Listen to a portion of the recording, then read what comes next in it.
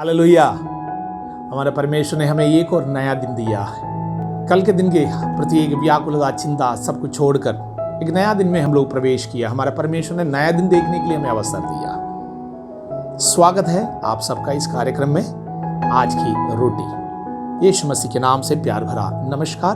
प्रार्थना करें, प्रभु मेरी आवाज़ जितने भी प्रिय लोगों के पास पहुंच रहा, आज के दिन हमारे लोगों के लिए आशीष का दिन ठहरने पाए।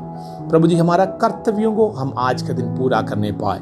हमारे द्वारा हमारे परमेश्वर को महिमा मिले, हमारे द्वारा दूसरों के जीवन में उन्नति हो। प्रभु के वचनों के पालन करके हमारे परमेश्वर के नाम को ऊंचा करने वाले हम लोग आज के दिन बने रहने पाए। हमारे देश के प्रति प्रभु हम मध्यस्थता के प्रार्थना करते हैं। प्रभु जी, जिसको बुद्धि समझ ज्ञान की जरूरत है तो प्रदान करे। हमारे देश की अवस्था बदले, बीमारों को चंगा करे। प्रभु जी, गरीबियों में, जो बीमारियों में, अशांतियों में अपने जीवन हालिया चला रहे, प्रभु उन प्रियों पर रहम करे। प्रभु, आपके अलावा वो छुटकारा प्रदान करने वाला कोई नहीं। परमेश्वर, मनुष्यों पर हमारा भरोसा नहीं है, हमारा भरोसा हमारे परमेश्वर पर है। रहम करे, करुणा करे। महिमा हम आपको देते हैं यीशु मसीह के नाम से, आमीन। आज की मनादी के लिए हम एक वचन पढ़ेंगे परमेश्वर के वचन से। पहला कुरिन्थियों की पत्री 6वीं अध्याय के 20वीं वाक्य। पहला कुरिन्थियों की पत्री 6वीं अध्याय के 20वीं वाक्य। क्योंकि दाम देकर मोल लिए गए हो, इसलिए अपनी देह के द्वारा परमेश्वर की महिमा करें। हमारे आत्मीय जीवन, हमें मालूम है शरीर, आत्मा, प्राण, इन तीनों का बहुत ही महत्व है। शरीर का भी छुटकारा होगा, आत्मा का भी छुटकारा होगा, प्राण का भी छुटकारा होगा। इन तीनों वस्तुओं के छुटकारा अगर होगा तो एक विश्वासी को प्रतिदिन के जीवन में अपने शरीर को किस प्रकार संभालना है, शरीर के द्वारा क्या क्या करना है, और इसके विषय में जो वचन हमने पढ़ा या 7 बातें आपके सामने आज के दिन के लिए मैं रखना चाहता हूं। सबसे प्रथम ही है रोमियो 12वीं अध्याय के पहले वाक्य में इस प्रकार लिखा है, हम अपने शरीरों को परमेश्वर को भावता हुआ बलिदान करके चढ़ाओ। हमें मालूम है जब कोई बलि के वेदी में अर्पण किया जाता है, उस बलि के वस्तुओं का कोई सवाल नहीं है, वो सवाल कर नहीं सकता है, वो पूरी रीति से प्राण देने के लिए तैयार रहता है, उसको मार दिया जाता है। इस प्रकार हम अपने शरीर को बलिदान करके जब चढ़ाते हैं, हमारे शरीर का लालसा नहीं पूरा होगा।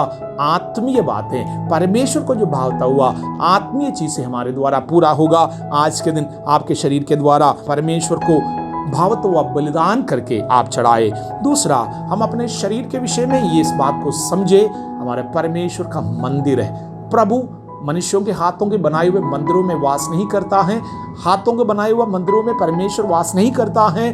प्रभु इसलिए अपने लिए अपने ही हाथों से एक मंदिर बनाया है, वो है मनुष्यों का शरीर। इसलिए इस मंदिर को, अगर इस शरीर को अगर आप मंदिर समझते हैं, इसमें पूजा अर्चना होना चाहिए, प्रार्थना होना चाहिए, पवित्र रहना चाहिए, साफ सफाई रहना चाहिए, कोई भी अशुद्धि और अंधकार इस भवन में ना आए, क्योंकि हमारा परमेश्वर इस मंदिर में वास करते हैं। हर एक मंदिर में एक पूजा का विषय है। हमारे हालेलुया इस शरीर के मंदिर है, इसमें परमेश्वर वास करते हैं। इस बात को याद रखिएगा, आपका शरीर किसी अशुद्धि में, गंदगी में ना डाले।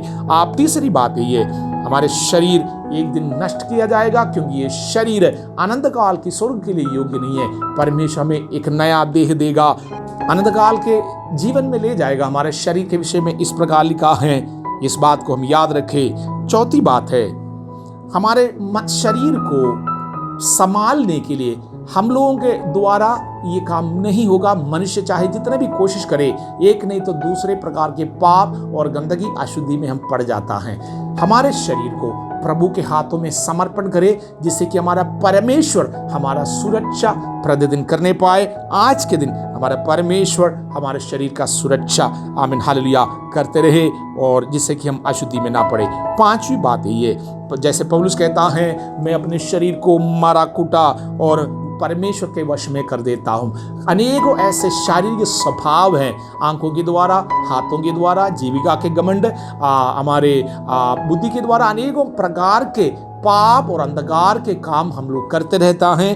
इसलिए पौलुस कहते हैं एक आत्मीय व्यक्ति अपने शरीर को मारा कूटा। इसका मतलब ये नहीं है कि हम अपने शरीर को निरंतर दंड देता है। हम आत्मीय बातों से, परमेश्वर के वचन से, मसीह के सामर्थ्य से हर एक पाप के स्वभावों को दबा कर रख देता है। यही है पौलुस के हालेलुया कहने का अर्थ।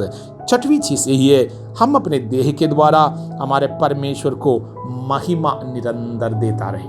हमारे शरीर के द्वारा प्रभु ये चाहते हैं हम अपने आत्मा से प्रभु की आराधना करते हैं। आपका पहनावा, आपका बोलचाल, आपको देखने वाले लोग वास्तव में ये समझे, ये कहे कि इनके अंदर परमेश्वर है, जीवित परमेश्वर है। लोग ये समझे कि इनके अंदर धार्मिकता है। आपको देखने वाले लोग परमेश्वर के गवाही आमीन आपसे हालेलुया पाए और आप एक प्रेरणा का विषय भी रहे। आज के दिन हमारा परमेश्वर हमारे देह के द्वारा यही चाहते हैं। आखिरी में सातवीं बात है, हमारे शरीर जो मरणहार देह है मिट्टी में जाएगा। एक दिन हमारा परमेश्वर हमारे शरीर को पुनः जीवित करेगा, हमें अनंत काल के स्वर्ग में ले जाएगा। ये शरीर को हालेलुया हम यहाँ छोड़ेंगे, लेकिन स्वर्ग के लिए एक नया देह, अविनाशी देह, महिमामय देह है। ये स्वर्गीय मनुष्यों की सदृश्य में, स्वरूप में वो हमें बदल देगा। मेरे प्रियो, हमारा शरीर बहुत ही महत्वपूर्ण है। शरीर के द्वारा हम अपने परमेश्वर की महिमा करें। आज के दिन किसी भी प्रकार की अशुद्धि में, पाप में ना पड़े। हमारे मुंह से निकलने वाले बातें हमारे परमेश्वर को भावता हुआ बातें हो। प्रभु आपको आशीष दे, आपको सुरक्षित मसीह के लहू में परमेश्वर सुरक्षित रखने पाए। यीशु मसीह के नाम से आमीन।